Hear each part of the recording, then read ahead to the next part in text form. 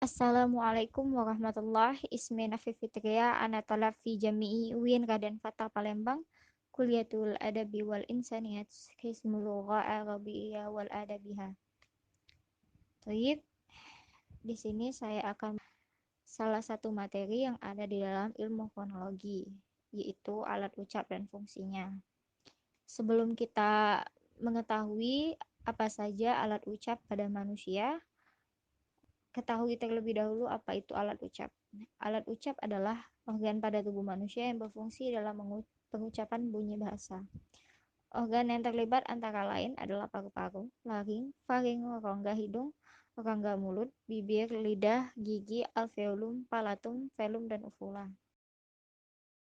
Pengertian alat ucap menurut KBBI edisi kelima menyebutkan bahwa alat ucap adalah organ tubuh manusia yang berfungsi dalam pengujaran bunyi bahasa, seperti paru-paru, laring, faring, rongga hidung, rongga mulut, bibir, gigi, lidah, alveolum, palatum, dan velum. Berikut penjelasan rinci terkait fungsi dan cara kerja alat bicara menurut Marksono 2008 halaman 8 sampai 15. Yang pertama itu ada paru-paru.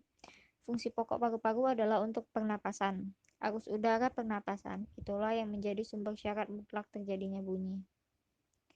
Berikutnya pangkal tenggorokan atau disebut dengan laring. Pangkal tenggorokan atau laring adalah rongga pada ujung pipa pernapasan. Terdiri dari 4 komponen, yaitu tulang rawan krikoid, tulang rawan arytenoid, sepasang pita suara, dan tulang rawan tiroid. Sistem otot arytenoid dapat bergerak mengatur gerakan pada sepasang pita suara yang dapat membuka lebar, membuka, menutup, dan menutup rapat.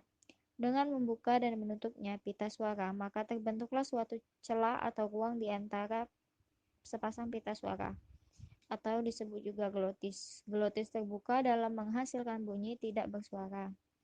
Glotis tertutup dapat menghasilkan bunyi bersuara, sedang glotis tertutup dapat menghasilkan bunyi hamzah. Rongga kerongkongan atau faring. Rongga kerongkongan atau faring ialah rongga yang terletak di antara pangkal-pangkal tenggorokan dengan rongga mulut dan rongga hidung. Fungsi utamanya adalah sebagai saluran makanan dan minuman. Dalam pembentukan bunyi bahasa, peranannya terutama hanyalah sebagai tabung udara yang akan ikut bergetar bila pita suara bergetar. Langit-langit lunak atau soft plate velum. Dalam keadaan bernafas normal, maka langit-langit lunak beserta ujung anak tekak menurun sehingga udara dapat keluar masuk melalui rongga hidung. Dalam kebanyakan pembentukan bunyi bahasa, yaitu bunyi non-nasal atau pada waktu kita menguap, langit-langit lunak beserta anak tekaknya terangkat ke atas menutup rongga hidung. Selanjutnya, langit-langit keras atau hard plate palatum. Langit-langit keras merupakan susunan bertulang pada bagian depan mulai langit-langit melengkung cekung ke atas dan bagian belakang berakhir dengan bagian yang terasa lunak bila diraba. Dalam pembentukan bunyi bahasa, langit-langit keras ini sebagai artikulator pasif, sedangkan artikulator aktifnya adalah ujung lidah dan tengah lidah. Gusi dalam atau alveola. Gusi dalam, gusi belakang, ceruk gigi, lengkung kaki gigi, lekuk gigi adalah bagian gusi tepat letak akar gigi depan atas bagian belakang. Terletak tepat di atas serta di belakang gigi yang melengkung ke dalam menghadap lidah. Dalam pembentukan bunyi bahasa, gusi ini sebagai artikulator pasif, sedangkan artikulator aktifnya adalah ujung lidah. Gigi atau teeth. Gigi terbagi menjadi dua, yaitu gigi bawah dan gigi atas. Walaupun gigi bawah dapat digerakkan ke bawah dan ke atas, namun dalam pembentukan bunyi bahasa tidak banyak berperan, hanya bersifat membantu saja.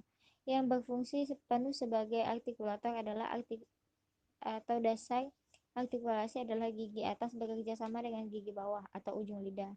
Bibir atau libia. Bibir terbagi menjadi dua, yaitu bibir bawah dan bibir atas. Fungsi pokok kedua bibir adalah sebagai pintu penyangga rongga mulut dalam pembentukan bunyi bahasa.